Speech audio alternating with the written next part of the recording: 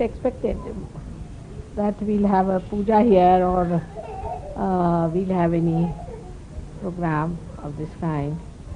But I think something was left out of the whole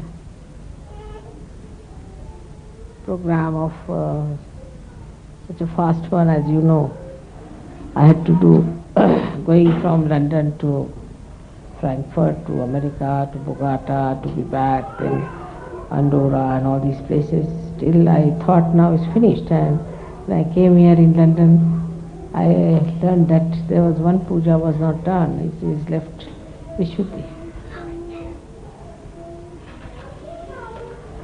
And that coincides with this Rakshabandhan because it's the sister relationship and brother relationship. So in the history, if you go, Shri Krishna was born if the day his sister was born. And this Vishnumaya was transformed, I should say, into a lightning later on. But she was the one who announced the existence of Shri Krishna at that time, that he is born and he is living, he is in the present. This is the job of the left Vishuddi, of the lightning. And you have seen that whenever I am going to any place or I will be giving a program or something, just before that, the lightning, the thunder, all this appears in the sky, you see, to show that announcement. So it is one of the things that is used for announcement. To make it more practical and understanding is that we use electricity now for our televisions, for our announcements, for telling people about messages of something of great importance. I don't know if they do it, might not be. In the same way, we should use our left Vishuddi for the announcement of the coming of Adishakti. But on the contrary, people start using it as a pocket kept for our extra ego to be filled in. When we feel guilty, firstly we feel guilty when our sense of relationships are not all right. For example, we do not understand a sister and a brother, the relationship which is very pure and is above all kinds of contamination. But as you know, in the West, because maybe of drinking and doing all kinds of things which are against awareness, people have lost the value system, and in that they have also lost the system to understand what is a sister and what is a brother. So Vishnumaya is so important, extremely important, because of her announcement of an incarnation takes place. It's, you can say, in the cosmos, that is the television that announces. It works it out. But in our own being, Vishnumaya, it resides in the left Vishuddi. And I find that Vishnumaya is the thing that suffers the most, especially in the West, because it's a fashion to feel guilty about everything. Normally, say when Vishnumaya herself announced that Shri Krishna is born and he is existing on this earth, if you see from a practical point of view, you might think it's a wrong thing she has done. Because to tell Kamsa that he exists and he resides, still existing, is giving him a danger. And one would have felt guilty later on, oh, why did I do it? If I had not told, he would not have known. But that's the right thing to be done, that's the job they have to do. So we have to see for ourselves that what makes us guilty for small things is our own ego reacting against us and wants us to reconcile with what mistakes we have committed. Like some people feel guilty because they have said something they should not have said, or maybe because they have done something which they should not have done normally. May not be on a Sahaja Yoga basis, maybe something else also, very frivolous, like somebody spills, say, coffee, they feel guilty. Or somebody puts the knife on the other side, on the left-hand side, then they feel guilty. I mean, such stupid things like that, which are regarded as norms in the society, and people start thinking that these norms are very, very important, as if they are something like a dharma, and you must maintain those norms. But these norms are man-made. Most of them are man-made. See, some of them are so stupid and so horrifying that I think in England I feel there are some which must be really completely squashed and finished, like shaking hands. It's a very bad thing, I think, is to do, to shake hands with everyone. Because God knows what kinds of hands people are having, what kinds of vibrations they have. Now, when my husband has his reception, sometimes I have to shake hands with 700 people coming in and then 700 drunkards going out.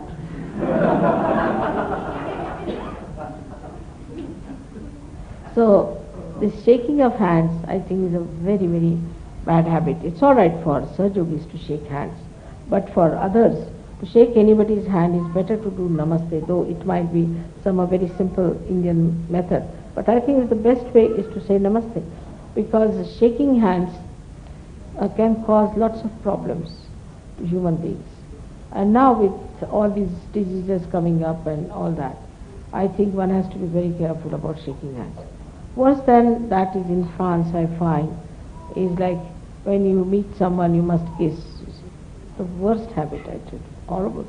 But they do kiss you all the time. If you go there, I had very bad shocks to begin with. You see, anybody would just get you, kiss you here, kiss you there, and start looking at the person. Now with the fear of AIDS and all that, perhaps they might stop all that nonsense. But there is no need to do all that. It's not a very good way of wishing anyone. It doesn't show any respect in both the cases. When you shake hands also there is no respect, and even when you kiss somebody there is no respect. But if you say namaste means I bow to you, namaste. It's I bow to you. It's respect. And this is one thing we have to do, is to respect each other. But when we are not, then we feel guilty. And like that, you see, these all like thank you. If you have not said thank you to somebody, then we think we have done a big mistake. I mean, the amount of thank yous we do, get so much used to it that even if you see a statue, say thank you very much for your darshan. It goes on like that, you see, it's a bit too much. Too much thank you becomes a lip service or sorry. Nowadays, in our times, we used to say, I beg your pardon on the phone, but now people say, sorry, sorry, sorry. I mean, sorry for what? Just can't, that sorry goes into left issue. If you don't hear, it's none of your fault. Maybe the fault of the telephone, maybe the fault of another person. So, without understanding what is there to be sorry, just go on saying sorry, sorry, sorry, feeling sorry for something is absolutely boring. And such a person can become extremely boring. Since morning till evening he is saying, I'm sorry for this, I'm sorry for that, I'm sorry for this, and all the time feeling sorry for everything, you feel sorry for that person. So one has to be in a joyful mood. And doesn't matter if somebody doesn't say sorry, it doesn't matter. But some people can take a very big objection if you don't say thank you to them. It's a very funny thing is that I have experienced in England once.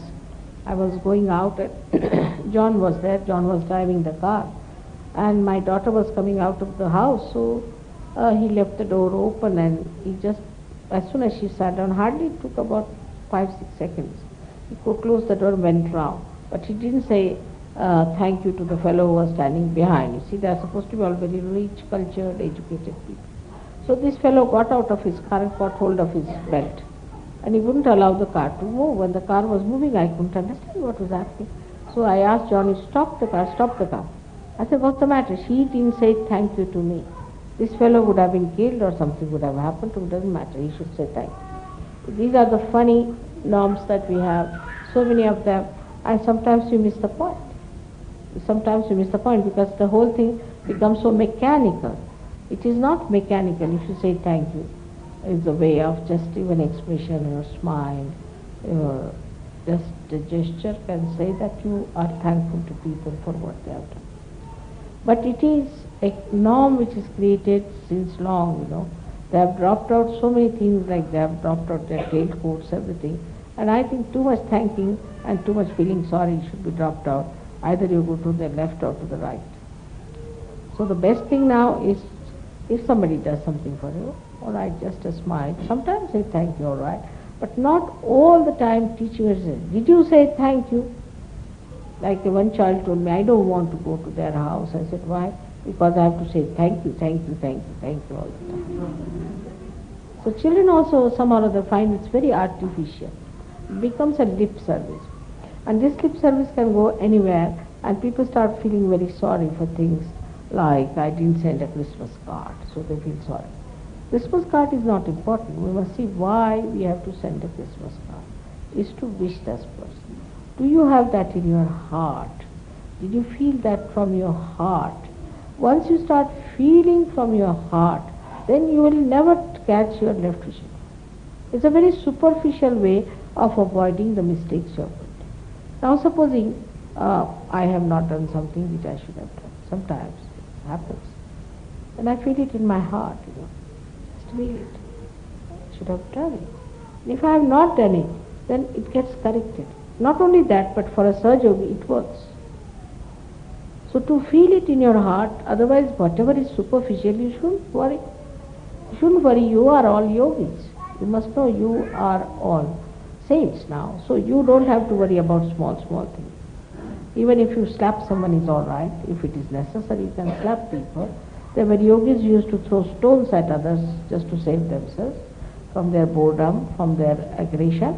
So it's all right. You are all saints. So saints can do that way. I read a very nice story about a king who was a monk. You see, he had to become a king. He didn't want to be a monk. He didn't want to be a king because he said, I am a saintly person, I don't want. He was a saint. But he was made, he was forced to become because there was no one, everybody was very happy, and he gave all permission to do whatever they liked. But the grandees of that place, all the people who were holding the courts and all that became very powerful because he was a very mild person and very kindly person, and they just exploited all the villagers, and they exploited all the poor people and all the farmers, and everybody took away all their things, and they looted them, tortured them, and troubled their women, and did all kinds of monstrous things to his subject. But then he was told about it. Then he thought that now I am sitting as a king here, and though I am a saint, as a saint I have a duty to perform. So he made a very nice plot, He got very good people, handful of people who were very, very close to him and on whom he can depend. And he called all these grandees for a court and told them not to bring any weapons on them, and then cut everybody's neck there. Everybody. He was a saint, though he cut everybody's neck, because these people were horrid. To punish them was his job, and he did it without feeling guilty, without catching on the left vision. So whatever has to be done, has to be done. There's nothing to be sorry about. You don't have to be sorry at all. But whatever you feel, and if it is not expressed, that feeling properly, then you have to feel it in your heart so that it acts and works. This is, of course, for left Vishuddi. But one thing we have to ask ourselves, how do we get rid of our left Vishuddi? And when you start asking this question, why have I got left Vishuddi? It is the surplus of your ego, as I have told. So try to watch what you have done. Try to see what you have said. Why did you do it? And then face it. And next time don't do it. So you won't have the guilt. Because guilt is nothing but a stored up mistakes. And like going to a priest and saying, I'm sorry, I did this, I did that. And again doing the same thing. It amounts to the same. Because then you don't correct yourself. I think open the windows will be better. This one. I'll make it quite warm for you.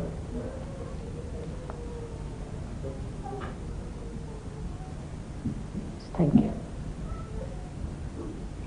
I am also English, I must say thank you.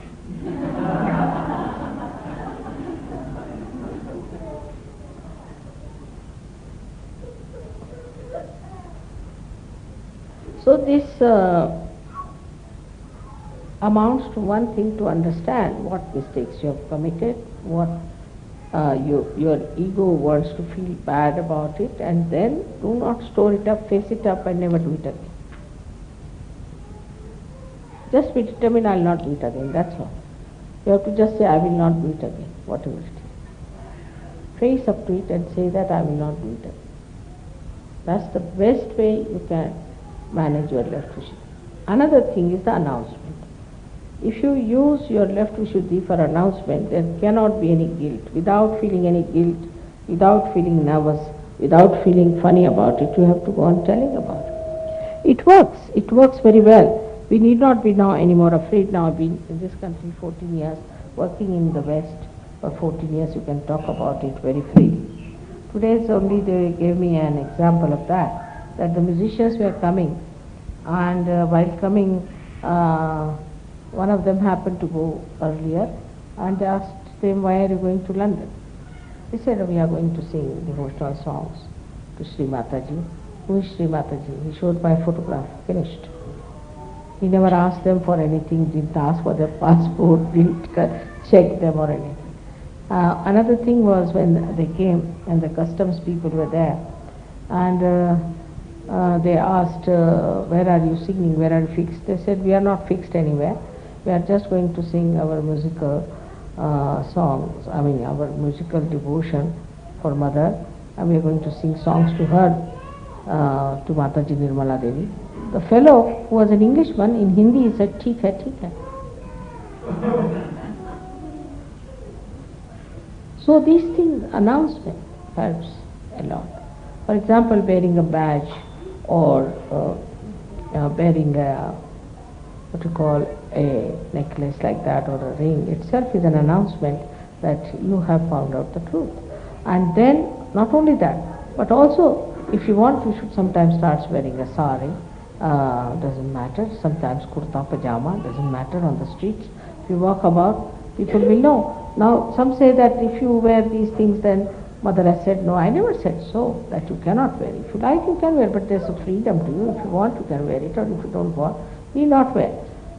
But the trouble is, sometimes, like these Hare Rama, Hare Krishna women, and they used to wear these dresses and go about, but they were dirty, filthy, unwashed women. In a proper traditional way, if you wear saris, people will appreciate, definitely. Why not? They would like to see you in that saris. If you want, you can wear it. It will be a good idea for you to go about. There's no harm in wearing saris. I think it's a very decent dress and makes a woman looks like a woman much more than pants and those jeans and things like that. So it doesn't matter. But then don't feel guilty with it. If you want to wear it with daring and with courage. Be a brave person. So only the brave people can get rid of their left Vishuddhi. Because you are brave, you are doing it.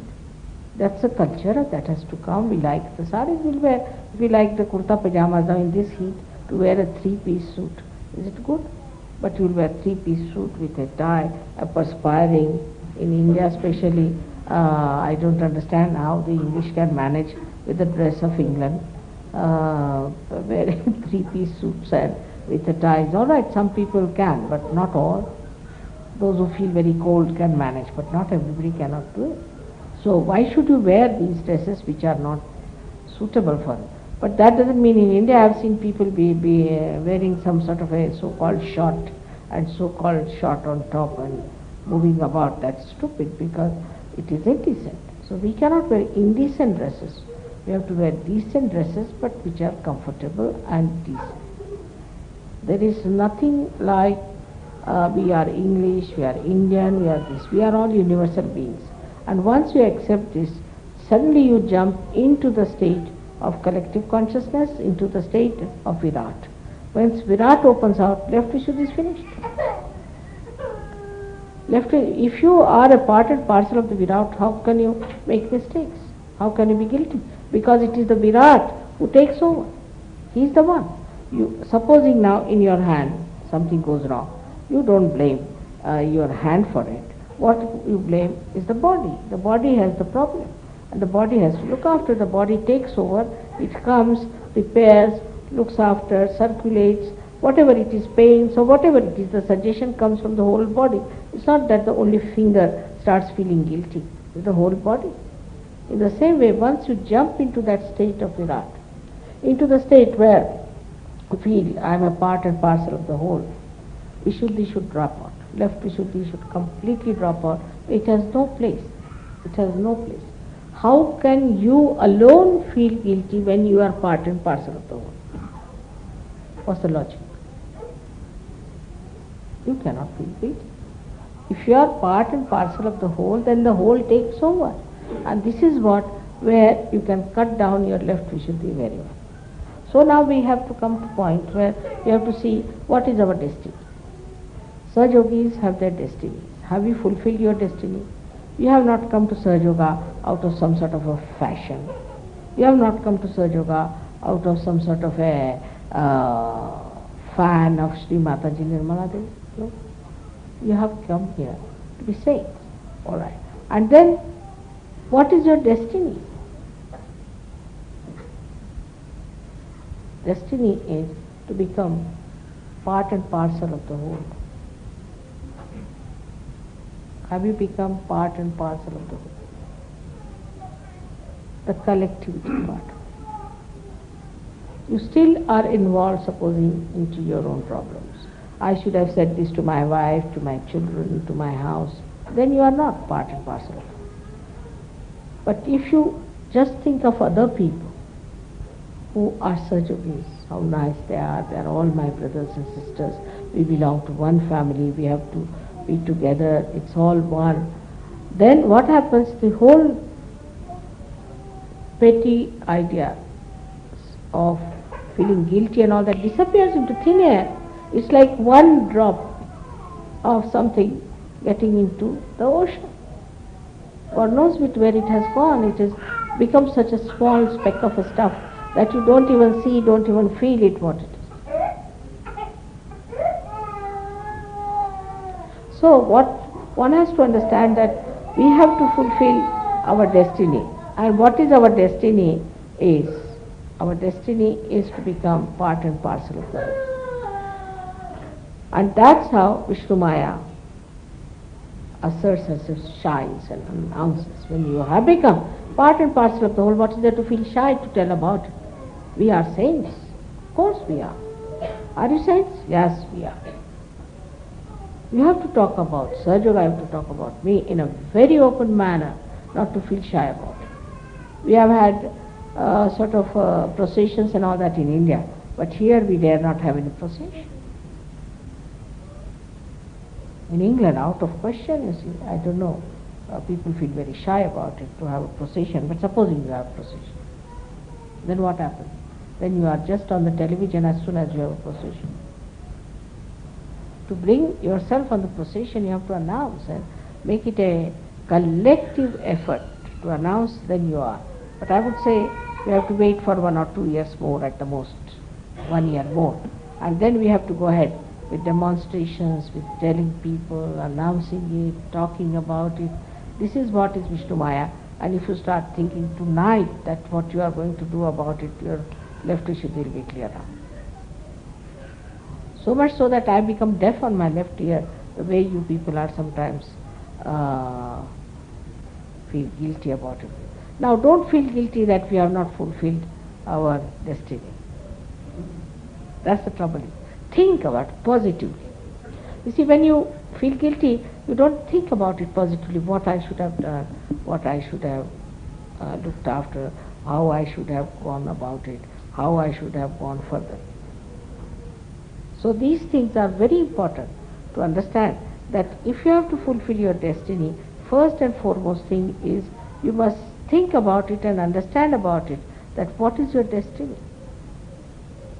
What have you to become? Because now you are Sahaja Yogi, you have got powers, even if you are caught up, whatever may be wrong, you can give realizations to others, you can do lots of marvels, you can show lots of creditable things that are never done. People can see for yourself that they are themselves, that they see that yourself is something, a magical box, that it can create so many things. It's true. But that is not your destiny. The destiny is to become part and parcel of the whole. That's your destiny, and to be effective much more as a part and parcel of the whole. For that, first thing you should start is an announcement. I was sorry to hear that when they wanted to have a program and all that to be done, only few people were there putting the posters. There should be some method in England, especially. England is a very place where people are very sort of, because it's an island, you see, they also have their islands of their own. Everybody has an island, I find here. And they live in an island of their own. My family, my house, my books, my this, my that. So they live in an island. Now, if you tell them that we are having this problem, oh, I have no time, I'm sorry, very busy, or something like that, then they feel guilty. Oh, I should have gone, after all this and this. Now, you have joined a movement, a kind of a divine upsurge, which has to work out emancipation of the whole of humanity. Now, you cannot have such a mediocre effort, and because of that you suffer everywhere. All those countries where people have taken a very great step forward have achieved every way. They have got money, they have got everything with them, but still if you are worried about this and worried about that, then what happens? That your progress is stopped, in a way, deterred. So I would request you not to worry about anything. Just think, I have to become part and parcel of the whole. That's why last time I requested all the women to give up this idea of possessing the husband, possessing the children, possessing this, possessing that. They don't have to possess anyone. What they have to do is to see that they do not get possessed with such funny ideas, and do not try to destroy the collectivity.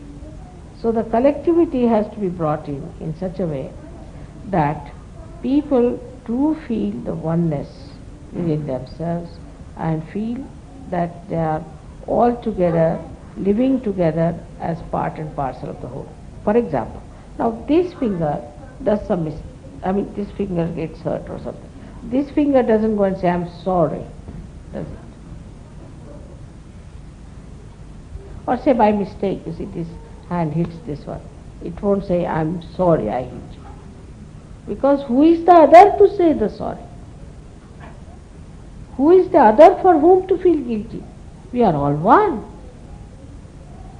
So what is there to say sorry? There is no foreigner within us. We are all together. And this is how one has to realize that there is nothing to feel sorry or anything. I never send any cards to anyone, to be very frank. Cards or flowers, to be very frank. Because I have no guru and I have no Mataji to send flowers to. If I had somebody, I would have sent, but I have no one. Whom should I send? Now, they are all mine, so why should I send it to them? They are part and parcel of my being. So why should I send this to them? But I can nourish them. I give them presents because they are part and parcel of my being. So I just give them presents because, you see, like the heart will nourish some parts of the body, the head will nourish some parts of the body, or will do some function of nourishment. In the same way, one can is to give presents to each other. Think about it.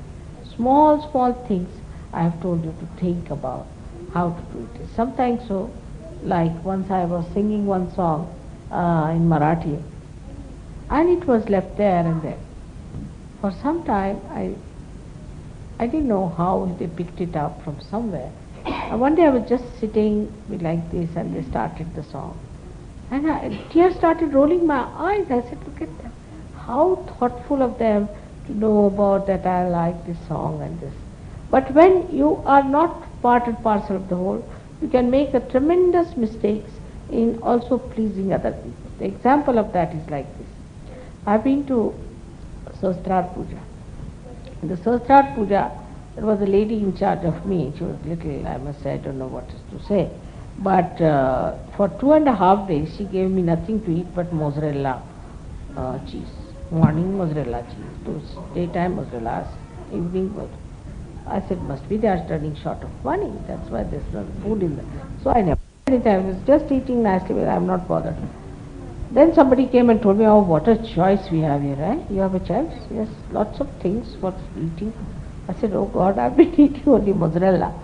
So they said that, no, they told me that you like mozzarella. All right, I like mozzarella, doesn't mean that I don't eat anything else.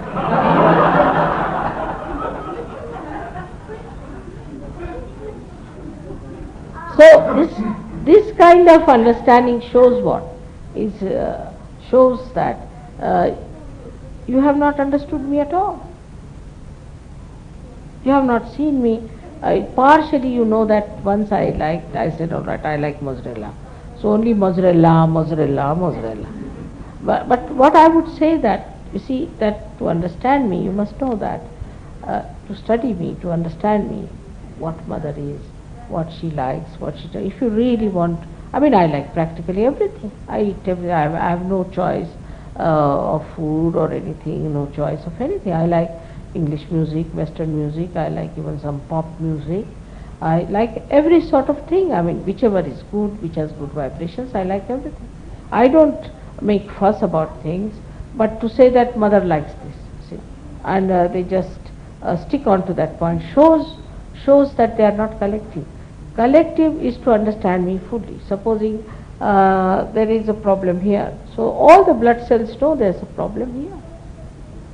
They all know about it. They know about the whole body. They just don't know about that particular cell. In the same way, if you know just particularly about with this aspect, that aspect, then I will be starving myself, I think. So to try to understand in all aspects, and for that I think the best way is to know the 1,000 names of the goddess. She is very kind. She is Shanta Mudra. She is absolutely a tranquility, peace. On the other side, she is Raudra. She is the one who can kill people. She can finish people. She is absolutely wrathful. It's true. I accept. It's so. But it is so. So it is so. But you must understand my in full face. If you just understand in my one side, for example, if you just understand me to be a very mild, compassionate, forgiving mother, then you are sadly mistaken, because you might have to pay for something that is very wrong you are doing to Sahaja Yoga, you are doing to your brothers and sisters, maybe doing to yourself, or maybe to me. So the other side will definitely punish you. So must know there are many facets to Sahaja Yoga, and all these facets are to be understood properly. And many people in the Sahaja Yoga thing also feel guilty. Like now, supposing while sitting before me, they'll start giving bandhan. Alright. I'll say, don't give bandhan when I'm sitting there. Then they feel guilty. Try to understand the essence of everything. You have to go deeper into a subtler understanding. Then you will not have this problem of Vishnumaya. The subtler understanding should be that we have to see with our discretion, divine discretion, whatever is right and whatever is wrong. We don't have to judge it mentally. That's why I've seen people, they sit down for meditation for 3 hours. What is the need? 10 minutes is sufficient. But the thing is, when they don't understand the subtleties of Sahaja Yoga, they behave in such a funny, gross, maddening manner that even there have been people who have been reporting and saying that Sahaja Yoga is a thing that makes people mad. They start behaving in a funny manner, they do funny actions and all that. So all the subtleties of Sahaja Yoga is to be understood. This is how you will become the part and parcel of the subtleties of Sahaja Yoga. There are many who do not know even what are the chakras on the feet are. They do not know what is the way one has to behave in Sahaja Yoga so that we express our maximum love. There are ways of handling things. If you really accept that you have to be a subtler being, you'll be surprised, you'll be endowed with such capacities that you can handle any number of people, any time, any nationality, and you'll know everything about it. Because subtlety means you go to the essences of everything. If you go to the essence of everything, then you start seeing what is built on the essence. It's very easy to deal with a person if you see the essence of everything. So, for Sahaja Yoga, it is important to know that left Vishuddi is just avoiding the subject. You are not facing it. Secondly, you cannot go to the subtlety. Another thing which catches left Vishuddi is, of course, smoking, as you know, drugs, and also tobacco is very bad for left Vishuddi. But the worst of all in the left Vishuddi is the mantras given by wrong gurus. Because that's the essence. Mantras are the essence of what one says. So what happens to you that if your left Vishuddi is not alright, even if you say mantras, they are not effective. Whatever mantras you say with your left Vishuddi are still half-baked, are not fully vibrating because of left Vishuddi problem. But if you say mantras without the left Vishuddi problem, then the mantras become absolutely complete or most effective, or as you say, that Purnatva is completion. It has the full effect. Now don't do that. Hello? Please keep it. All that. Why are you playing Nanaka? You are supposed to be Nanaka, not to do all these things. You are Sahajogis. Alright? You have to behave yourself. Now this is the third time I am telling you. Alright? You are a Sahajogi. All of you are Sahajogis, and you are all, you too, you are all Sahajogis, and you have to behave like Sahajogis. You can't behave like other stupid children, can you? So, this is one thing is to see that you make everyone understand that we are all collectively bound, and then you won't feel hurting anyone or troubling anyone or saying anything bad. But if you are not collectively conscious, then you will do it. You will do it. You will hurt others, you will torture others, you will take advantage of them, you might exploit them, you might do anything. But if you know you are part and parcel of the whole, if you know in the sense, if you know on your central nervous system, when it becomes part and parcel of your being, that it is a sort of a awareness within you, which makes you feel that you are part and parcel of the whole, you cannot commit mistakes, and then you don't feel guilty. So, today is the day of a very big relationship between brother and sister, where a sister never feels guilty and brother never feels guilty. Sister and brother should never feel guilty among themselves, and they should always openly tell whatever they think wrong or whatever they think is right. There is no harm. A sister can always go and correct the brother, and the brother can always come and correct the sister. This is the relationship in which nobody should feel hurt and bad, because this is the purest relationship that you could think of. As mother, if she tells something, the difference of age is so much that you may not understand. Maybe if the father says something, the children may not understand, but the difference of age is too much. And also the norms that we have created of saying that there's a generation gap and all this nonsense, that is also in the head. But supposing a brother and sister, if they, between themselves, understand Sahaja Yoga, they have every right to say whatever is wrong between them and work it out, not to put it as a guilt. But now with Rakhi sister is even better. Now with Rakhi sister we have established a beautiful atmosphere that somebody who is a brother, you cannot have any funny relationship with that person.